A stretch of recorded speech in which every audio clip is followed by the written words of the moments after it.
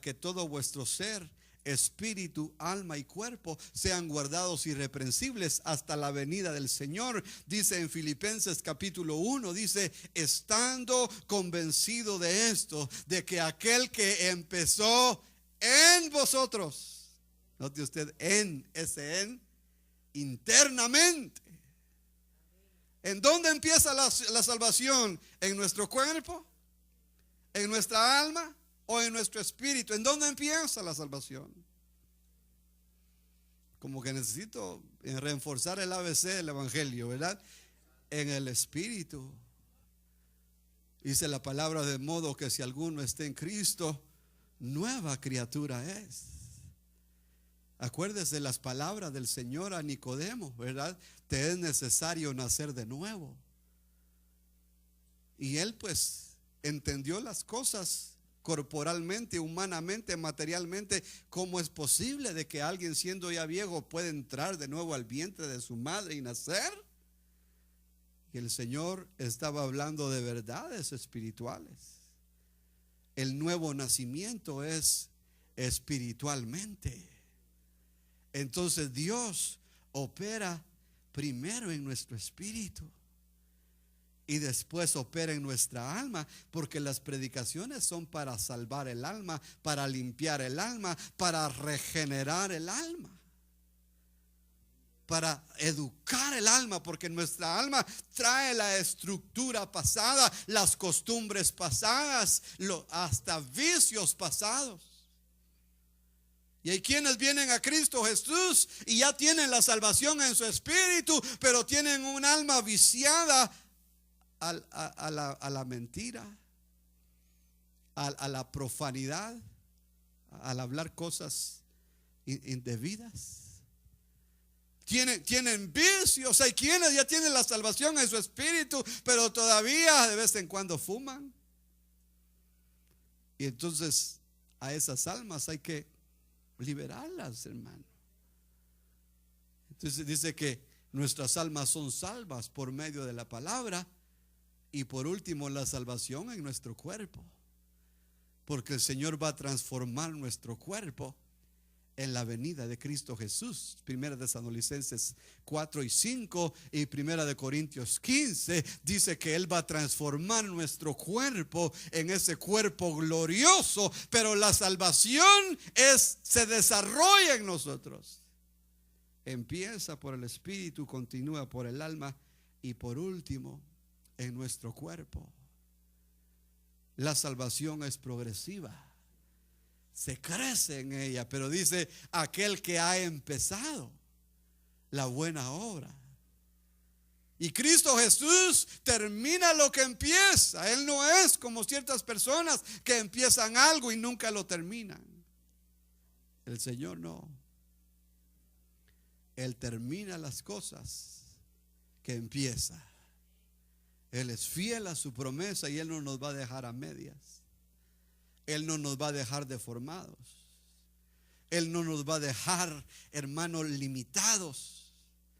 Él va a progresar su obra hasta que lleguemos a la perfección, a la medida de la fe, a la medida del varón perfecto que es Cristo Jesús. Entonces nos dice la palabra, ¿verdad? Que es a través, dice, la predicación, porque ¿cómo van a oír? Es necesaria la predicación del evangelio. ¿Qué dice Romanos 1:15 y 1:16? ¿Alguien lo puede decir? Le digo, ¿verdad? Alábese el evangelio. Mire, porque no me avergüenzo. Porque no me avergüenzo del evangelio, porque es poder de Dios para salvación a todo aquel que cree. Porque en el evangelio la justicia de Dios se revela por medio de la fe, como está escrito, el justo por su fe vivirá. Entonces, mire, hermano, entonces hay que predicar la palabra para que la gente crea, porque dice que la fe viene por el oír. Por acá creo que es esta porción, dice que la fe, versículo 17, así que la fe viene del oír y el oír por la palabra de Dios. Entonces, cuando predicamos el evangelio, la gente recibe esa fe en Cristo Jesús. Y esa fe los lleva a accionar, a confesar con su boca que Jesús es el Señor, a confesar sus pecados antiguos para que el Señor lave esos pecados en su sangre preciosa. Dice que la sangre de Cristo nos limpia de todo pecado. No hay pecado que la sangre de Cristo no perdone. No hay pecado alguno que esté fuera, ¿verdad?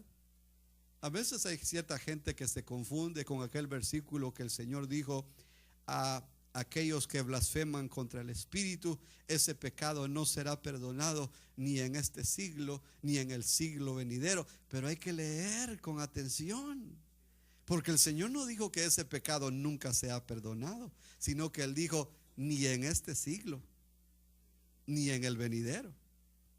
Pero no lo está excluyendo de la sangre de Cristo. La sangre de Cristo nos libra de todo pecado. De todo pecado. Y quizá alguien diga: y bueno, ¿por qué dijo Juan que no oremos por ciertos pecados que llevan a la muerte? Esa es otra enseñanza. Esa es otra cosa, porque hay gente que en su necedad, pero no está hablando de muerte eterna, no está hablando de muerte espiritual, sino que está hablando de situaciones en que la gente, por su ignorancia, por su descuido, se mete y que van a parar en la muerte. ¿Quiere un ejemplo? 1 Corintios 5:5, Pablo dijo: a aquel que continúa pecando, a ese ya se lo entregué a Satanás para que su carne sea juzgada, o sea que haya muerte corporal, pero que su espíritu sea salvo. Esos son temas delicados, ¿verdad? Son temas delicados, hermano. Pero la palabra del Señor establece que la sangre de Cristo perdona, limpia todo pecado. No quiere decir que voluntariamente vamos a, porque ese es otro caso. Porque el que peca deliberadamente, dice en Hebreos, porque es imposible que la sangre de Cristo, es imposible, dice, que Cristo Jesús sea expuesto nuevamente a la ignominia, ¿verdad? Entonces nos hace ver de que la salvación es en Cristo Jesús, en su nombre, en su autoridad, en su sangre, y que es algo que Dios nos confirma con su Espíritu. Es algo que se evidencia porque hay frutos, porque hay paz, porque hay gozo, porque hay esperanza, porque hay disposición de servirle, disposición de estar con el Señor. Mire, como el gadareno, cuando el Señor lo liberó, cuando el Señor lo salvó, no quería apartarse del Señor. Pero aquellos que van a la iglesia de vez en cuando, yo dudo de la salvación. Yo no sé si usted, pero yo tengo problemas en creerle a alguien: o yo soy salvo, voy para el cielo, y ni siquiera se congregan, hermano. Les da igual el ir a ver a un partido de béisbol, de fútbol, que ir a la iglesia. Yo lo dudo. Porque un fruto es de que va a ser alguien que se va a congregar, que va a estar en la casa de Dios, que va a amar la presencia de Dios, que va a amar el servicio, que se va a comprometer con la obra de Dios, hermano. Que vamos a estar apoyando las actividades, que vamos a orar, que vamos a invertir en el reino, que vamos a luchar, hermano, abrazados ahí, juntos, por sacar adelante la obra de Dios. Esos son los que comprueban por sus frutos que son salvos. Pero aquellos que son antipáticos, indispuestos, que reniegan, que se quejan por muchas cosas y que andan condicionando y que andan, hermano, en cosas malas, no se les puede a ellos, lamentablemente, asegurar, ¿verdad? Pero solo Dios sabe cómo están esos corazones. Pero concluyendo, hermano, ¿cuál es la verdad principal del capítulo 10? Que la salvación es únicamente en Cristo Jesús. Ese es el tema principal de todo este capítulo 10. La salvación, dice Pablo, es en Cristo.